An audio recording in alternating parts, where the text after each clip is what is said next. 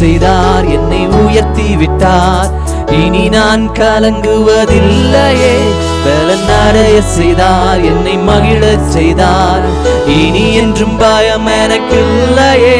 தலை நிமிர செய்தார், என்னை உயர்த்தி விட்டார். இனி நான் கலங்குவதில்லையே. பலன் அடைய செய்தார், என்னை மகிழச் செய்தார். இனி என்றும் பயம் எனக்கு இல்லையே. கிருபையால் எல்லாம் அருளினார், கிருபையால் என்னை உயர்த்தினார். கிருபையால் எல்லாம் அருளினார், கிருபையால் என்னை உயர்த்தினார். நம் கர்த்தர் நல்லவரே, நம் கர்த்தர் நல்லவரே, நம் கர்த்தர் நல்லவரே, நம் கர்த்தர் நல்லவரே. தலை நிமிர செய்தார், என்னை உயர்த்தி விட்டார். இனி நான் கலங்குவதில்லையே. பலன் அடைய செய்தார், என்னை மகிழச் செய்தார். இனி என்றும் பயம் எனக்கு இல்லையே.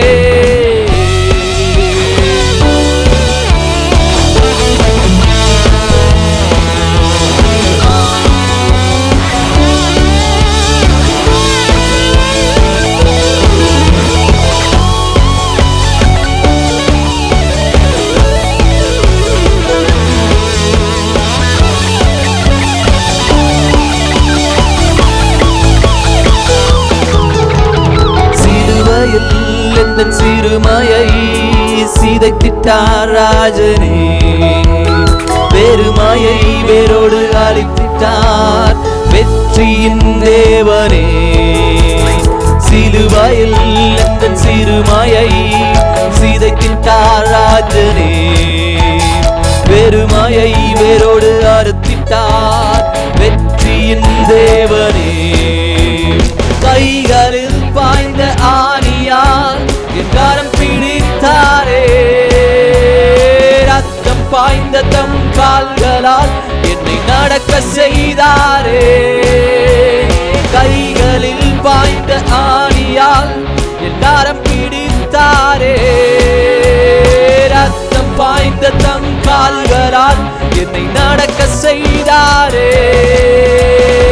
நம் கர்த்தர் நல்லவரே, நம் கர்த்தர் நல்லவரே, நம் கர்த்தர் நல்லவரே, நம் கர்த்தர் நல்லவரே.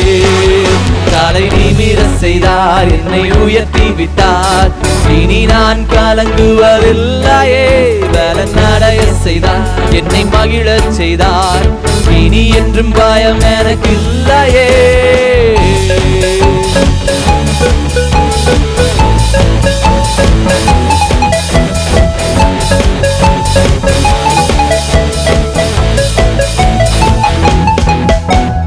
புகைதனில் ஒளிந்து கிடந்தேனே, அரண்மனை தந்தாரே. வெட்கத்தை அவர் மாற்றினார், வெற்றியின் நிறுவித்தார். புகைதனில் ஒளிந்து கிடந்தேனே, அரண்மனை தந்தாரே. வெட்கத்தை அவர் மாற்றினார், நம்பினேன் விடுவித்தார். எதிரிகள் முன் உயர்த்தினார், என் தலையை நிமிர செய்தார். உத்தமம் அவர் வார்த்தைகள், செய்கைகள் சத்தியம். எதிரிகள் முன் உயர்த்தினார், என் தலையை நிமிர செய்தார். உத்தமம் அவர் வார்த்தைகள், செய்கைகள் சத்தியம். நம் கர்த்தர் நல்லவரே, நம் கர்த்தர் நல்லவரே, நம் கர்த்தர் நல்லவரே, நம் கர்த்தர் நல்லவரே. தலை நிமிர செய்தார், என்னை உயர்த்தி விட்டார். இனி நான் கலங்குவதில்லையே. பலன் அடைய செய்தார், என்னை மகிழச் செய்தார். இனி என்றும் பயம் எனக்கு இல்லையே. தலை நிமிர செய்தார், என்னை உயர்த்தி விட்டார். இனி நான் கலங்குவதில்லையே. பலன் அடைய செய்தார், என்னை மகிழச் செய்தார். இனி என்றும் பயம் எனக்கு இல்லையே.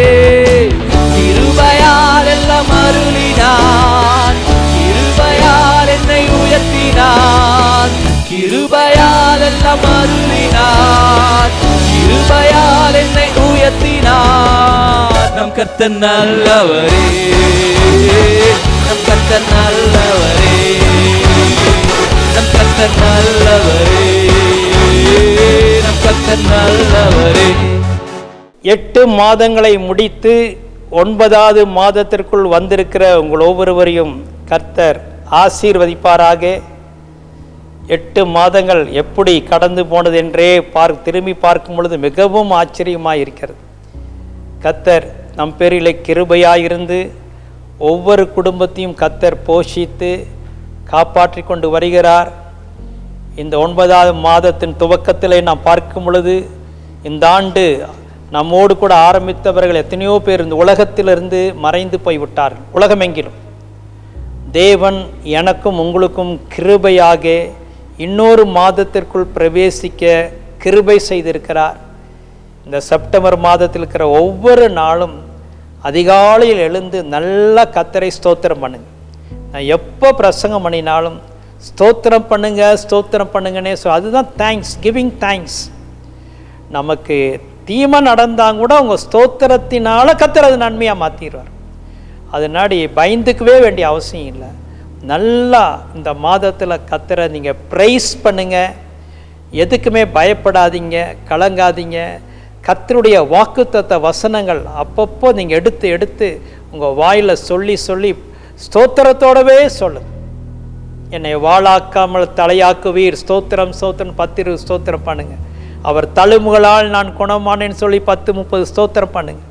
என்னை பலப்படுத்துகிற கிறிஸ்துவினாலே எல்லாவற்றையும் செய்ய எனக்கு பலன் உண்டுன்னு சொல்லி ஸ்தோத்திரம் பண்ணுங்க. இதுதான் வழி. வாக்கு தத்தங்களை எப்படி சுதந்திரித்துக் கொள்வோம்? ஸ்தோத்திரத்தினாலே தான் நாம் சுதந்திரித்துக் கொள்வோம். ஸ்தோத்திரம் பண்ண பண்ண பண்ண அந்த தேவனுடைய கிருபை உங்க மேல பெருகும். அந்த வாக்கு தத்தம் உங்களுக்கு நிறைவேறும். செப்டம்பர் மாதத்தில் இருக்கிற இந்த 30 நாளும் தேவன் நம் ஒவ்வொருவரையும் பாதுகாத்து வழி நடத்துவாராக. என்னுடைய அக்கா என்னுடைய இருக்கிறபடினால இந்த பகுதி மாத்திரம் ஒவ்வொரு முறையும் இந்த லாக்டவுன் நாட்களை அவங்களே செய்ய சொல்லி கேட்டுக்கொண்டேன். அவர்கள் இந்த காலை வழியிலே பாஸ்டர் ஜாய் கமலா அவர்கள் வாக்குத்தத்த வசனத்தை கொடுப்பார்கள். அவர்கள் தேவ சமூகத்தில் காத்திருந்து நன்றாக ஜெபித்து வார்த்தையை கொண்டு வருகிறார்கள். ஜெபத்தோடு கூட கேட்போம். தேவன் இந்த வாக்கு தத்தத்தை நமக்கு ஆசீர்வதித்து தருவாராக. இந்த மாதம் முழுவதும் அவருடைய இரத்த கோட்டைக்குள்ளே மூடி மறைத்து நம்மை பாதுகாப்பாராக. ஆமென். கோவை புதூர் அருமையான விசுவாசிகளே, இன்னும் யார் யார் யூடியூப் மூலமாக என்னுடைய வாக்குத்தத்த செய்தியை கேட்கிறீர்களோ உங்கள் எல்லாரையும் இயேசுவின் நாமத்தினால் நான் வாழ்த்துகிறேன். கர்த்தர் நமக்கு கிருபையாக இருந்து ஆகஸ்ட் மாதத்தை முடித்து செப்டம்பர் மாதத்தில் பிரவேசிக்கும்படியாய் செய்துள்ளார். எனவே கர்த்தருக்கு நாம் நன்றி சொல்ல கடமைப்பட்டவர்களாக இருக்கிறோம். எல்லாரும் உங்கள் கரங்களை உயர்த்தி ஒரு அல்லேலூயா சொல்வோமா? அல்லேலூயா. நான் ஒருவர் சொல்கிறாரு, அல்லேலூயா சொல்லும்போது எப்படி சொல்லணுமா சொல்ல வேண்டும்னா அல்லேலூயான்னு சொல்லக்கூடாதான், அல்லேலூயா என்று சொல்ல வேண்டும் என்று சொல்லி அப்படி சொல்லும்போது அந்த மேல வான மண்டலத்தில் சில காரியங்கள் நடைபெறும் என்று சொல்லுகிறார்கள். எனவே எப்பொழுதும் தேவனுக்கு நம் மகிமை செலுத்தக்கூடியவர்களாக, அல்லேலூயா சொல்லக்கூடியவர்களாக, துதி சொல்லக்கூடியவர்களாக காணப்பட வேண்டும். இந்த செப்டம்பர் மாதத்துக்கும் உங்களோடு கூட வேதத்திலிருந்து ஒரு வாக்குத்தத்த வசனத்தை பகிர்ந்து கொள்ளும்படியாய் விரும்புகிறேன். வேதத்தை வைத்திருக்கிறவர்கள் எல்லாம் உங்கள் வேதத்தை திறக்கும்படியாய் உங்களை அன்புடன் கேட்டுக்கொள்கிறேன். சங்கீதம் 84:5 வசனத்தை வாசிப்போமாக. எல்லாரும் பைபிள் எடுத்துக்கொள்ளுங்க.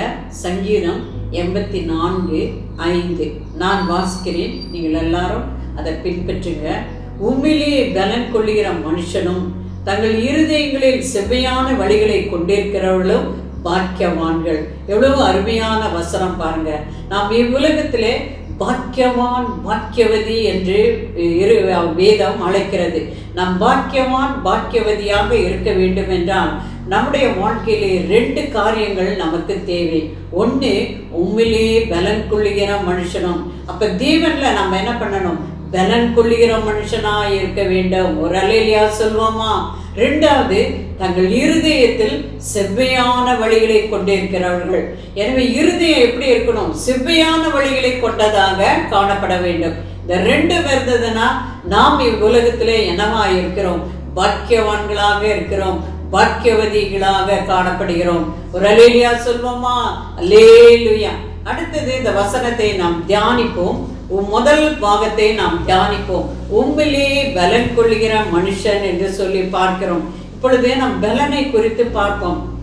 சிலர்கிட்ட நாங்கள் சின்ன பிள்ளையா இருக்கும் போதெல்லாம் நாங்கள் விளையாட்டுக்கு விளையாடுவோம், பலன் எங்கே இருக்குதுன்னு சொல்லிட்டு. சிலர் என்ன பண்ணுவாங்கன்னா, என் பலன் எங்கே இருக்குது என்று சொல்லி தங்களுடைய கைகளை காண்பிப்பார்கள். அந்த பலன், இந்த பலனால் நான் எல்லாம் செய்வேன்னு சொல்லி சொல்லக்கூடியவர்களாக காணப்படுகிறார்கள்.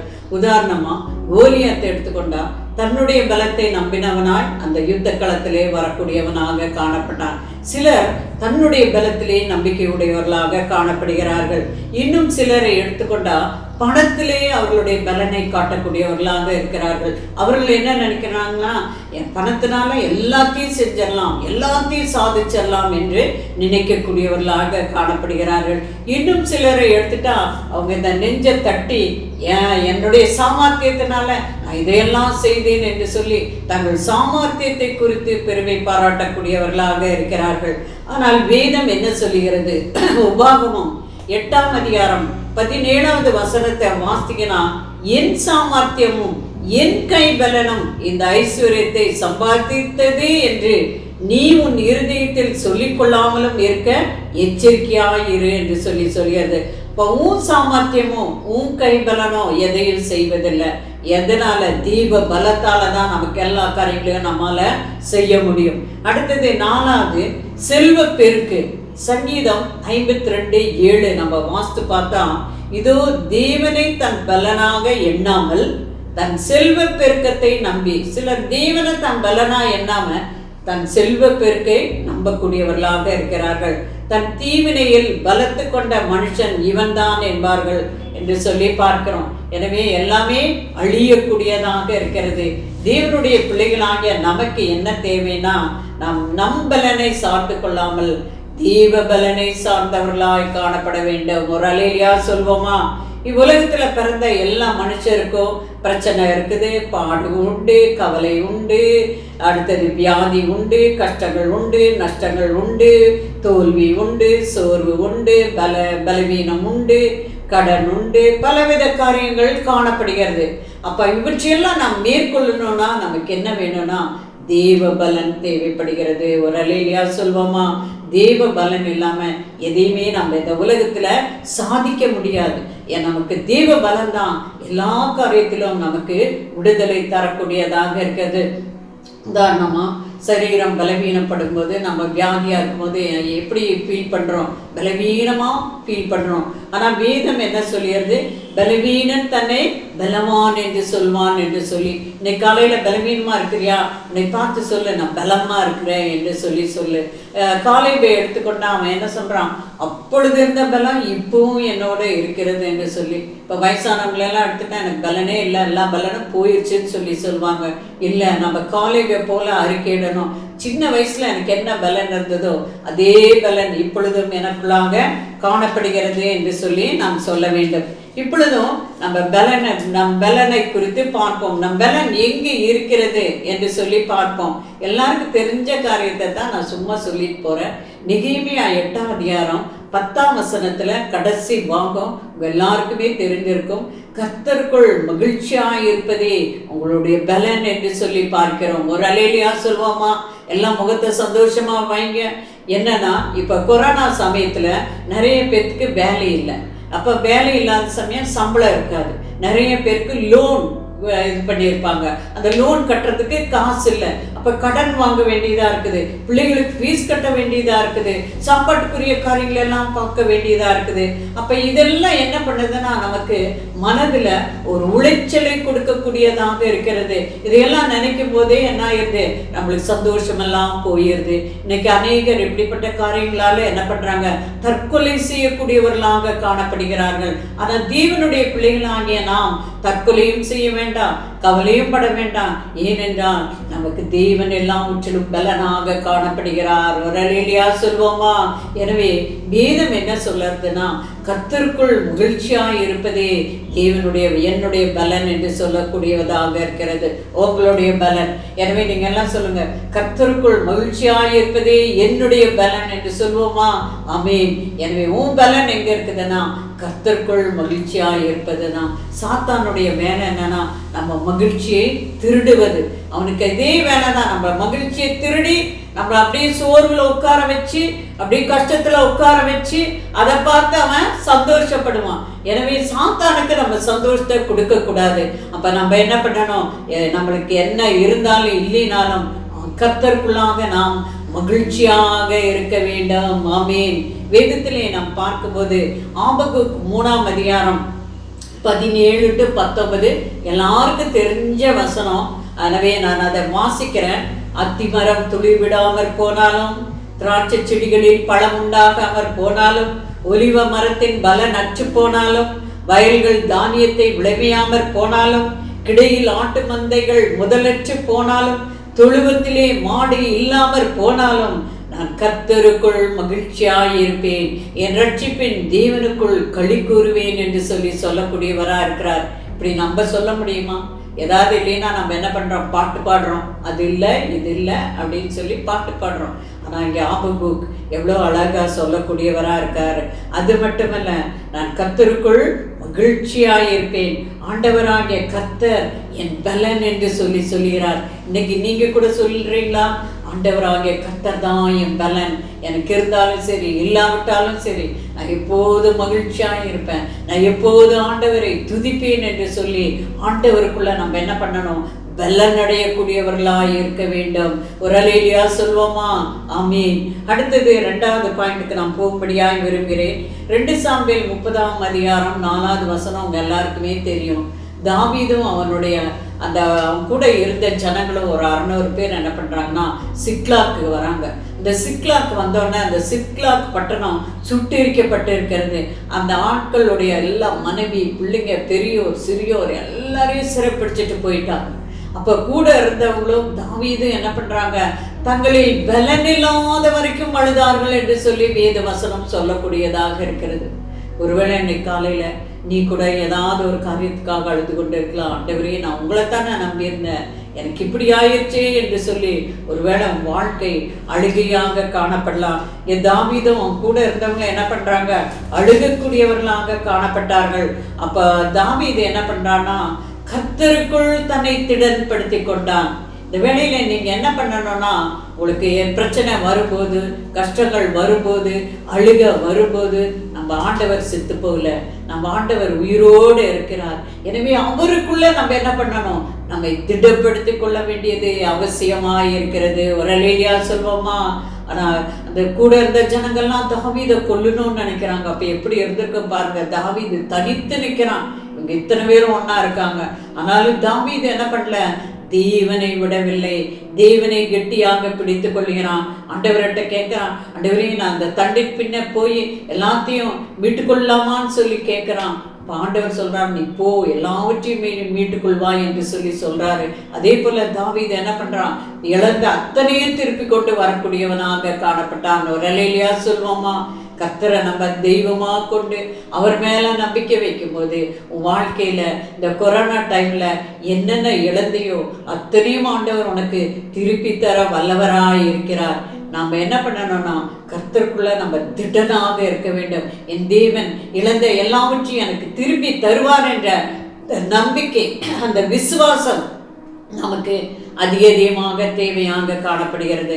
அப்போ தாவீது இங்கே சொல்கிறாரு, சங்கீதம் 18:1 சொல்கிறாரு, என் பலனாகிய கர்த்தாவே உம்மில் அன்பு கூறுவேன் என்று சொல்லுகிறார். ஒரு அல்லேலூயா சொல்வோமா? நீங்களும் சொல்வீங்களா? என் பலனாகிய கர்த்தாவே. இந்த மாதம் முழுவதும் நீங்கள் தான் சொல்ல போகிறீங்க, என் பலனாகிய கர்த்தாவே, என் பலனாகிய கர்த்தாவே உம்மில் நான் அன்பு கூறுவேன் என்று சொல்லுங்க. அவருடைய அன்பை விட்டு ஏதோ இந்த உலகத்தில் உள்ள எந்த காரியமும் நம்மை பிரிக்க கூடாது. எனவே ஆண்டவர் மேல அன்பு கொள்வோமாக. அடுத்தது 3வது 2 நாளாகமும் 20ஆம் அதிகாரம் 12ஆம் வசனம் எடுத்துக்கொள்ளுங்கள். 2 நாளாகமும் 20ஆம் அதிகாரம் 12ஆம் வசனத்திலே இவ்வாறு பார்க்கிறோம். நான் வாசிக்கிறேன். எங்கள் தேவனே, அவர்களை நீர் நியாயம் தீர்க்க மாட்டீரோ? எங்களுக்கு விரோதமாக வந்த இந்த ஏராளமான கூட்டத்திற்கு முன்பாக நிற்க எங்களுக்கு பலன் இல்லை. நாங்கள் செய்ய வேண்டியது இன்னதென்று எங்களுக்கு தெரியவில்லை. ஆகையால் எங்கள் கண்கள் உண்மையே நோக்கி கொண்டிருக்கிறது. யோசபாத் பாருங்க, எவ்வளோ அழகான ஜெபத்தை பண்ணுகிறார் என்று சொல்லி. இவங்களுக்கு முன்னால் நிற்கிறதுக்கு எங்களுக்கு பலன் இல்லை. இன்னைக்கு யோசபாத்தை எடுத்துக்கிட்டா அம்மோன் புத்திரரும் மோவாபிய புத்திரரும் அம்மோனியருக்கு அப்புறத்தில் உள்ள மனுஷருங்க எல்லாம் சேர்ந்து என்ன பண்றாங்க, யூதாவுக்கு விரோதமாக வந்துடுறாங்க. அப்ப ராஜா யோசபாத் இருக்கிறாரு. அவர் என்ன பண்றாரு, ஜனங்களெல்லாம் கூட்டுறாரு. ஜனங்களெல்லாம் கூட்டிட்டு ஆண்டவருடைய வார்த்தைக்காக காத்துட்டு இருக்கிறாரு. இப்போ ஆண்டவருடைய வார்த்தை அவருக்கு கிடைக்கிறது. எனவே என்ன பண்றான், யார் யார் இவங்களுக்கு விரோதமா வந்தாங்களோ இத்தனை படைகளுக்கும் இஸ்ரவேல் ஜனங்க, அந்த யூதா ஜனங்கள் என்ன பண்றாங்க, முதல்ல துதிப்படையை நிறுத்துறாங்க. துதிப்படைக்கு பின்னால மற்ற படைகள் எல்லாம் நிற்கிறது. அப்ப துதிப்படை என்ன பண்ணுது, நல்லா பாடி துதித்து கொண்டே போறாங்க. அப்படி பாடி துதித்து கொண்டே போகும்போது இந்த பகைஞரெல்லாம் என்ன பண்றாங்க, அம்மோன் புத்திரர் மோவா புத்திரர் எல்லா புத்திரரும் ஒருவருக்கு ஒருவர் வெட்டி அவங்க செத்து போயிடுறாங்க. பாருங்க, யுத்தமே செய்யல. அப்போ எவ்வளோ ஈஸியான வழி. அப்போ இன்னைக்கு கூட உன் வாழ்க்கையில் என்ன கஷ்டம் இருக்குது, என்ன பிரச்சனை இருக்குது, சத்துருக்கள் உன்னை துரத்தி கொண்டு வராங்களா, சத்துருக்கள் உங்கள்கிட்ட வந்து போராடுறாங்களா, கடன் இதை கேட்குறாங்களா, அப்போ இப்படிப்பட்ட சமயத்தில் நீ என்ன பண்ணனா, நல்ல துதிக்க ஆரம்பி. துதிக்க துதிக்க துதிக்க உனக்கு விரோதமாக யார் யார் எழுப்புறாங்களோ கர்த்தர் அந்த பயணியரையெல்லாம் அழித்து விடக்கூடியவராக காணப்படுகிறார். ஏனென்றால் யுத்தம் கர்த்தருடையது, நீங்கள் சும்மா இருப்பீர்கள் என்று சொன்னது போல நம்ம கர்த்தருடைய பாதத்துல பாடி துதிக்கும் போது கர்த்தர் நமக்காக அற்புதங்களை செய்யக்கூடியவராக இருக்கிறார். வேதத்தில் எத்தனையோ காரியங்கள் இருக்கிறது, ஆனால் சொல்ல நேரம் இல்லாதனால நான் சொல்லவில்லை. சங்கீதம் 8:2 நாம் பார்க்கிறோம், பகைஞனையும் பழிக்காரனையும் அடக்கி போட தேவரீர் உடைய சத்துருக்களின் நிமித்தம் குழந்தைகள் பாலகர் வாங்கினால் பலன் உண்டு பண்ணினீர் என்று சொல்லி நாம் பார்க்கிறோம். அப்ப நீ பாடலினா, நீ ஆண்டவரை துதிக்கலினா, ஆண்டவர் என்ன பண்றாரு, குழந்தைகள் மூலமாக துதிக்க வைக்கிறார். இன்னைக்கு குழந்தைங்க பாருங்க, நல்லா அழகா துதிக்கிறாங்க, வர்ஷிப் பண்றாங்க. அப்ப யூடியூப்ல நீங்க பார்க்கும்போது எத்தனையோ குழந்தைகள் இப்பொழுது எழுப்பி விட்டார்கள். அப்போ இவங்க எல்லாம் எழுப்பி நல்ல ஆண்டவரை துதிக்கும் போதே நமக்கு சத்துரு யார், பிசாசு. அந்த பிசாசு ஆண்டவர் என்ன பண்ணுவார், ஒன்றுமில்லாமல் செய்யக்கூடியவராக காணப்படுகிறார். ஒரு அல்லேலூயா சொல்வோமா? ஆமீன் ஆமீன் ஆமீன். அடுத்தது ஏசாயா 40:29 நாம் பார்க்கிறோம், சோர்ந்து போகிறவனுக்கு அவர் பலன் கொடுத்து சத்துவம் இல்லாதவனுக்கு சத்துவத்தை பெருகப்படுகிறார் என்று சொல்லி பார்க்கிறோம். அப்போ சோர்ந்து போகிறவனுக்கு அவர் என்ன பண்றாரு, பலன் கொடுக்கிறாரு. இன்னைக்கு காலையில் சோர்ந்து காணப்படுறியா, ஆண்டவர் உனக்கு என்ன பண்றாரு, பலன் கொடுக்கிறாரு.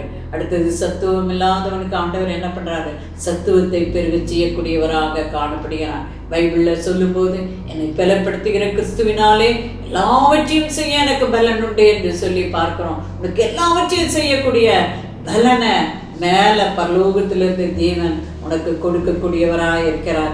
எனவே உனக்கு காலையில், இந்த காலை வேளையிலே உனக்கு வரும் போராட்டம், சோதனை, நிந்தை, அவமானம், வேலையின்மை எல்லாவற்றையும் ஜெயிக்க வேண்டும் என்றால் ஆண்டவருக்குள்ளாக நம்ம என்ன பண்ண வேண்டும், பலன் கொண்டவர்களாக காணப்பட வேண்டும். ஒரு அல்லேலூயா சொல்லுவோமா? ஆமீன். அடுத்தது ரெண்டாவது என்ன சொல்லுகிறது என்னன்னா, அந்த இதில் வசனத்தில் வாசிக்கும் போது சங்கீதம் 84 அந்த 5வது வசனத்தில், செவ்வியான வழிகளை கொண்டிருக்கிறவர்களும் தங்கள் இருதயங்களில் செவ்வியான வழிகளை கொண்டிருக்கிறவர்களும் பாக்கியவான்கள்.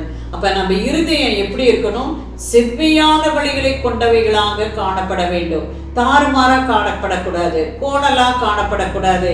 அந்த இருதயத்துல வேண்டாததை, தேவனுக்கு பிரியமில்லாத காரியங்கள் எல்லாம் நம்ம யோசிக்க கூடாது, சிந்திக்க கூடாது. அப்ப இருதயம் எப்படி இருக்கணும், சுத்தமாக காணப்பட வேண்டும். இருதயத்தில் சுத்தமுள்ளவர்கள் பாக்கியவான்கள், அவர்கள் தேவனை தரிசிப்பார்கள் என்று சொல்லியிருக்கிறது. இருதயமே திருக்குள்ளதும் மகா கேடுள்ளதுமா இருக்கிறது என்று சொல்லியிருக்கு. எனவே எல்லாம் இங்கிருந்தா ஸ்டார்ட் பண்ணுது. அப்ப இந்த இருதயத்துல இயேசு இருந்தார்னா நம்ம இருதயம் எப்படி இருக்கும், செவ்வியான வழிகளை, தங்கள் இருதயங்களில் செவ்வியான வழிகளை கொண்டிருக்கிறவர்கள் பாக்கியவான்கள். எனவே உன் இருதயம் செவ்வியான வழிகளை கொண்டிருக்கிறதா அப்படின்னா நீ யாரு, பாக்கியவான், பாக்கியவதி. வேதத்திலிருந்து 2 வசனத்தை உங்களுக்கு வாசிக்கும்படியாய் விரும்புகிறேன். நீதிமொழிகள் 3ஆம் அதிகாரம் 6ஆம் வசனம். உன் வழிகளிலெல்லாம் அவரை நினைத்துக்கொள், அப்பொழுது அவர் பாதைகளை செவ்வைப்படுத்துவார். இன்னொரு வசனத்தை வாசிக்கிறேன். சங்கீதம் 97:11. நீதிமானுக்காக வெளிச்சமும் செம்மையான இருதயத்திற்காக மகிழ்ச்சியும் விதைக்கப்பட்டிருக்கிறது. ஒரு அல்லேலூயா சொல்லுவோமா? எனவே செம்மையான இருதயத்தாருக்கு என்ன வைத்திருக்கிறது? மகிழ்ச்சி விதைக்கப்பட்டிருக்கிறது. எனவே நம் இருதயம் எப்படி இருக்க வேண்டும்? செம்மையான இருதயமாக காணப்பட வேண்டும். எனவே இந்த 2 காரியங்களை தேவன் எதிர்பார்க்கக்கூடியவராக காணப்படுகிறார். உண்மையிலே பலன் கொள்ளுகிற மனுஷனும் தங்கள் இருதயங்களில் செவ்வையான வழிகளை கொண்டிருக்கிறவர்களோ பாக்கியவான்கள். அப்போ நம்ம இருதயம் செவ்வையான வழிகளை கொண்டு இருக்க வேண்டும். அப்போ தேவனில் நம்ம பலன் கொள்ளும்போது 6ஆம் வசனத்தில் என்ன காணப்படுகிறதுனா, அழுகையின் பள்ளத்தாக்கை உருவ நடந்து அதை நீரூற்றாக்கி கொள்கிறார்கள். ஒருவேளை வாழ்க்கை அழுகையாக இருக்கலாம். இந்த 2 காரியங்களை நீ செய்யும் போது ஆண்டவர் என்ன பண்ணுவார்னா அழுகையை நீரூற்றாக மாற்றி தருவார். ஒரு அல்லேலூயா சொல்வோமா? நீரூற்றுன்பது எதை குறிக்கிறது? செழிப்பை குறிக்கக்கூடியதாக காணப்படுகிறது, மகிழ்ச்சியை குறிக்கக்கூடியதாக காணப்படுகிறது. எனவே இந்த 2 காரியங்களும் வாழ்க்கையில் காணப்படும் போது உன்னுடைய அழுகையை ஆண்டவர் நீரூற்றா மாற்றி மற்றவர்களையும் நீ ஆசீர்வதிக்கக்கூடியவர்களாக கர்த்தர் உன்னை மாற்றுவாராக. எனவே கர்த்தர் இந்த வசனத்தை உங்களுக்கு ஆசீர்வதித்து தருவாராக. நம்ம எல்லாரும் சேர்ந்து மறுபடியும் ஒரு முறை வாசிப்போமா? சங்கீதம் 84:5. உம்மிலே பலன் கொள்ளுகிற மனுஷனும் தங்கள் இருதயங்களில் செவ்வையான வழிகளை கொண்டிருக்கிறவர்களோ பாக்கியவான்கள். ஆமீன். இப்போ பலன் கொள்ளணும்னா என்ன பண்ணணும்? தெய்வ சமூகத்தில் உட்காரணும். இப்போ தெய்வ சமூகத்தில் உட்காரும் போது தான் நமக்கு என்ன கிடைக்கும்? பலன் கிடைக்கும். தெய்வ சமூகத்தில் உட்காராம உனக்கு என்ன கிடைக்காது? பலன் கிடைக்காது. ஒவ்வொரு நாளும் தேவனுடைய சமூகத்தில் உட்கார்ந்து, ஆண்டவரே இந்த நாளில் என்னென்ன பிரச்சனை வருதோ, என்னென்ன பாடு வருதோ, என்னென்ன கவலை வருதோ எனக்கு தெரியாது ஆண்டவரே, என்னை பலப்படுத்துங்க ஆண்டவரே, என்னை பலப்படுத்துங்கன்னு சொல்லி நம்ம என்ன பண்ணோம்? ஜெபிக்கக்கூடியவர்களாக காணப்பட வேண்டும். நான் இந்த உலகத்தில் உனக்கு இயேசுவை ஏற்றுக்கொண்டதுனால பாடு இல்லை, கஷ்டம் இல்லை, பிரச்சனை இல்லை அப்படின்னு நான் சொல்ல மாட்டேன். இயேசுவை ஏற்றுக்கொண்டாதான் நிறைய பாடுகள், நிறைய கஷ்டங்கள், நிறைய பிரச்சனைகள், நிறைய வேதனைகள், நிறைய காரியங்களை நம்ம என்ன பண்ணணும்? எதிர்பார்க்க வேண்டி இருக்கும். அப்போ இதெல்லாம் நம்ம மேற்கொள்ளணும்னா நமக்கு என்ன வேணும்? தேவ பலன் வேணும். அப்ப தேவ பலன் சும்மா உனக்கு கிடைக்காது. என்ன பண்ணும்? தெய்வ சமூகத்திலே அமர வேண்டும். தெய்வ சமூகத்தில் ஆண்டவர் சமூகத்தில் உட்கார, ஆண்டவரே இந்த நாள்ல என்ன வரப்போதும் எனக்கு தெரியாது, நீங்க எனக்கு உதவி செய்யுங்கன்னு சொல்லி அவருடைய பலத்தால நிறையும் போது ஒவ்வொரு நாளும் உனக்கு வெற்றி நாளாக காணப்படும். எனவே செப்டம்பர் மாதம் முழுவதும் தேவ சமூகத்தில் அமரு, அந்த தேவ பலனை பெற்றுக்கொள், இருதயம் செம்மையான வழிகளை நினைக்கட்டும். கர்த்தர் இந்த மாதத்தை உனக்கு ஆசீர்வதித்து தருவார். நம்ம எல்லாரும் ஜெபம் பண்ணுவோமா? ஒரு நிமிஷம் நம்ம எல்லாரும் ஜெபிப்போம். ஹல்லேலூயா, ஸ்தோத்திரம். எல்லாரும் ஒரு தீர்மானம் பண்ணுங்க, நான் ஒவ்வொரு நாளும் தெய்வ சமூகத்தில் உட்காருவேன்னு சொல்லிட்டு. இன்னைக்கு நம்மளுக்கு சாப்பிட நேரம் உண்டு, குளிக்க நேரம் உண்டு, வேலைக்கு போக நேரம் உண்டு, எல்லாத்துக்குமே நேரம் உண்டு. ஆனால் தெய்வ சமூகத்தில் உட்காரத்துக்கு மட்டும் நமக்கு என்ன இல்லை, நேரம் இல்லாதவர்களாக காணப்படுகிறோம். எதுக்கு நேரம் கொடுக்குறோமோ இல்லையோ, தெய்வ சமூகத்துக்கு நம்ம என்ன பண்ணணும்? நேரம் கொடுக்க வேண்டும். எனவே ஒரு தீர்மானம் பண்ணுங்க.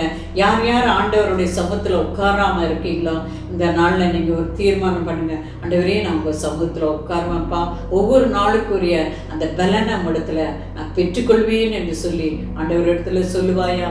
ஒரு நிமிஷம் உனக்காக வெயிட் பண்ணுறேன். ஆண்டவர்கிட்ட நீ ஜெபம் பண்ணுவியா? ஆண்டவரே ஒவ்வொரு நாளும் சமூகத்தில் ஆண்டவரே உட்காரும்படியாக, அந்த பலனை பெற்றுக்கொள்ளும்படியா எனக்கு உதவி செய்யுங்க என்று சொல்லி கேளுங்க. நம்ம வசனத்தில் பார்த்தோம், கர்த்தருக்கு காத்திருப்பவளோ புது பலன் அடைந்து. அது மட்டுமல்ல, அவர் சோர்ந்து போகிறவனுக்கு அவர் என்ன பண்றாரு? பலன் கொடுக்கக்கூடியவராக இருக்காரு. இன்னைக்கு சோர்வா காணப்படுறியா? தெய்வ சமூகத்தில் உட்காரு, உனக்கு ஒரு புதிய பலனை கொடுக்கக்கூடியவராக காணப்படுகிறார். சத்துவம் இல்லாதவனுக்கு ஆண்டவர் என்ன பண்றாரு? சத்துவத்தை பெருக செய்கிறார். நம்மளுக்கு பலன் இல்லாம எந்த காரியத்தையுமே செய்ய முடியாது. எல்லாத்துக்கும் தெய்வ பலன் வேணும். எனவே இந்த காலை வேளையில உன்னை ஒப்பு கொடுப்பாயாக. எனவே நம்ம எப்படி பலன் வருதுன்னு சொல்லி பார்த்தோம். கர்த்தருக்குள் சந்தோஷமாக இருப்பதே ஒரு பலன் என்று சொல்லி பார்த்தோம். அடுத்தது, நெருக்கத்தின் சமயத்தில் கர்த்தருடைய சமூகத்தில் உன்னை திடப்படுத்திக்கொள், இருதயத்தை திடப்படுத்திக்கொள். இருதயத்தை விட்டு விடாத தாவீது தன் இருதயத்தை கர்த்தருக்குள்ள என்ன பண்ணிட்டான், திடப்படுத்தி கொண்டான் என்று சொல்லி பார்க்கிறோம். அடுத்தது, உனக்கு விரோதமாக சத்துரு எழும்பும் போது என்ன பண்ண, நல்ல ஆண்டவரை துதிச்சு ஆராதிச்சு ஆண்டவர் சமூகத்தில் உட்கார்ந்து நல்ல அந்நிய பாஷை பேசி ஆண்டவருடைய சமூகத்தில் அந்த பலனை பெற்றுக்கொள்ளும் போது நமக்கு விரோதமாக யாரும் எழும்ப முடியாது. ஒரு அல்லேலூயா சொல்வோமா? எனவே அடுத்தது, இருதயம் சுத்தமாக காணப்பட வேண்டும். நம்ம எல்லாரும் செபிப்போமா? உங்களை நீங்களே ஒப்பு கொடுத்தவர்களாய் நம்ம எல்லாரும் செபிப்போம். எல்லாரும் ஒரு ஸ்தோத்திரம் பண்ணுவோமா? ஸ்தோத்திரம் சூத்திரம் சூத்திரம் சூத்திரம். ஆகஸ்ட் மாதம் முழுவதும் கர்த்தர் நமக்கு கிருபையாய் இருந்து எல்லாவற்றிலையும் பாதுகாத்ததுக்காக, சபையாக குடும்பமாக நம்மளை பாதுகாத்ததுக்காக ஆண்டவருக்கு ஸ்தோத்திரம் பண்ணுவோமா? ஸ்தோத்திரம் சூத்திரம் சூத்திரம் சூத்திரம். செப்டம்பர் மாதத்திலும் கர்த்தர் நமக்கு முன்பாக சென்று நமக்காக எல்லா வழிகளையும் ஆயத்தம் பண்ணி வைத்திருப்பதற்காக ஸ்தோத்திரம் பண்ணுவோமா? சூத்திரம் சூத்திரம் சூத்திரம் சூத்திரம். அடுத்தது, சாத்தானை பார்த்து சொல்லு, சாத்தானே இந்த செப்டம்பர் மாதத்துல எனக்கு விரோதமா எழும்ப உனக்கு அதிகாரம் இல்லை அப்படின்னு சொல்லுவோமா? ஹல்லேலூயா. இப்போ எல்லாரும் உங்கள் கையில் கொஞ்சம் இப்படி வச்சு, ஆண்டவரே உங்கள் ரத்தத்தை உச்ச தலையிலேருந்து நான் உள்ளங்கால் வர பூசுறேன்னு சொல்லுங்க. எல்லாரும் உங்கள் குடும்பத்தில் உள்ள, என் குடும்பத்தில் உள்ள எல்லார் மேலேயும் ஆண்டவரே உங்கள் ரத்தத்தை பூசுற ராஜா. நான் ரத்த கோட்டைக்குள்ளாக நான் மறைந்து இருக்கிறேன். என் வீட்டு வாசல்ல, நிலைக்காலில் எல்லாத்துலேயும் உங்கள் ரத்தத்தை பூசுற. எந்த சங்கார தூதனும் என் வீட்டுக்குள்ளே நுழைய அதிகாரம் இல்லை. வியாதியை கொண்டு வர அதிகாரம் இல்லை. எந்த பலவீனங்களை கொண்டு வர அதிகாரம் இல்லை. எந்தவித மரணத்தை கொண்டு வர அதிகாரம் இல்லை. ஏனென்றால் நான் இயேசுவின் ரத்தத்துக்குள் மறைந்துள்ளேன் என்று சொல்லுவாயா? ஆமீன். இந்த ரத்தம் தான் நமக்கு பாதுகாப்பாக காணப்படுகிறது. இப்பொழுதும் ஒரு நிமிஷம் தீர்மானம் பண்ணுங்க, ஆண்டவரே நாங்கள் உங்களுடைய சமூகத்தில் உட்கார்ந்து அந்த தேவ பலனை பெற்றுக்கொண்டு இந்த மாதத்தில் எனக்கு விரோதமாக என்னென்ன காரியங்கள் வருதோ அவற்றெல்லாம் நீங்கள் ஜெயம் கொடுக்க போவதற்காக உமக்கு நன்றி என்று சொல்வீங்களா? நன்றி நன்றி நன்றி நன்றி நன்றி. இப்பொழுது நான் உங்களுக்காக ஜெபிக்கும்படியாய் விரும்புகிறேன். அன்புள்ள ஆண்டவரே, ஆகஸ்ட் மாதத்திலிருந்து செப்டம்பர் மாதத்துக்குள்ளாக எங்களை பிரவேசிக்கும்படியாக செய்தவரே உமக்கு கோடி கோடி நன்றி சொல்லுகிறோம் ராஜா. ஹல்லேலூயா. ஆண்டவரே, செப்டம்பர் மாதத்துக்காக நீங்க எங்களுக்காக கவலைப்படுகிற தேவன் அப்பா. என் மகனுக்கு என்ன கொடுக்கலாம், என்ன செய்யலாம் என்று சொல்லி எங்களுக்காக எல்லாம் ஆயத்தம் பண்ணி வச்சிருக்கீங்கப்பா. அதுக்காக உமக்கு நன்றி ராஜா.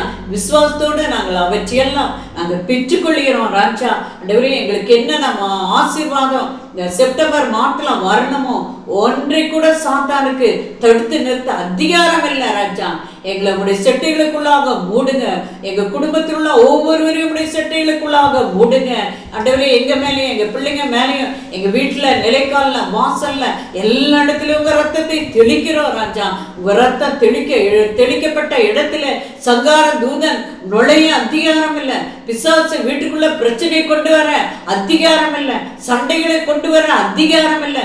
நெருக்கத்தை கொண்டு வர அதிகாரம் இல்லை. பலவீனங்களை கொண்டு வர அதிகாரம் இல்லப்பா. ஆண்டவரே, உம்முடைய பலன் எங்களை எல்லாவற்றிலிருந்து கர்த்தாவே விடுதலையாக்குவதற்காக உமக்கு கோடி கோடி நன்றி ராஜா. நன்றி ராஜா. எனவே செப்டம்பர் மாதம் கோவைப்புதூர் மக்களுக்கும் டிவிஎஸ் நகர் மக்களுக்கும் ஒரு ஆசீர்வாதமான மாதமாக ஆண்டவரே உம்முடைய நாமத்திலே எல்லாரையும் நான் ஆசீர்வதிக்கிறேன். ஆசீர்வாதமான மாதமாக காணப்படுவதாக ராஜா. இந்த மாதத்துல யார் யார் பர்த்டே கொண்டாடுறாங்களோ, யார் யார் வெட்டிங் ஆனிவர்சரி டே கொண்டாடுறாங்களோ எல்லாரையும் நினைக்கிறோம் ராஜா. அந்த வெட்டிங் ஆனிவர்சரி டே அப்பவும் ஆண்டவரே, பர்த்டே அப்பவும் ஆண்டவரே நீர் அவளோடு கூட இருந்து எல்லாவற்றிலையும் ஆசீர்வதிக்கும்படியாய் ஜெபிக்கிற பூமிக்குரிய ஆவிக்குரிய சரீர பிரகாரமான சகலவித ஆசீர்வாதங்களை கொடுத்து, நல்ல நீண்ட ஆயுசை கொடுத்து, நல்ல சுகபலன் ஆரோக்கியத்தை கொடுத்து ஆண்டவரே உன் ஆத்துமா வாழ்வது போல சரீரத்திலும் வாழ்ந்து சுகமாயிருக்கிறேன் என்று சொன்னது போல அவங்க அவ்வாறு இருக்கத்தக்கதாக உடைய நாமத்திலே நான் எல்லாரையும் ஆசீர்வதிக்கிறேன் ராஜா. ஆண்டவரே, எல்லாரையும் உடைய கரத்தில் ஒப்படைக்கிறேன். எல்லாரையும் பாதுகாத்துக்கொள்ளும். பாஸ்டர் பீட்டர் அவர்கள் குடும்பத்துக்காகவும் ஜெபிக்கிறோம். அவங்களையும் ஆசீர்வதித்து பாதுகாத்துக்கொள்ளும். எல்லா ஊழிக்காரிகள் எல்லாரையும் பாதுகாத்துக்கொள்ளும். எல்லா கனம் மகிமை துதி உமக்கே செலுத்துகிறோம். இயேசுவின் நாமத்தினாலே கேட்டுக்கொள்கிறோம் பரமபிதாவே. ஆசீர்வதித்து உன்னை காக்க கடவர். கர்த்தர் தம்முடைய முகத்தை உண்மையில் பிரகாசிக்க பண்ணி உண்மையில் கிருபையாய் இருக்க கடவர். கர்த்தர் தம்முடைய முகத்தை உண்மையில் பிரசனமாக்கி உனக்கு சமாதானம் கட்டளையிட கடவர்.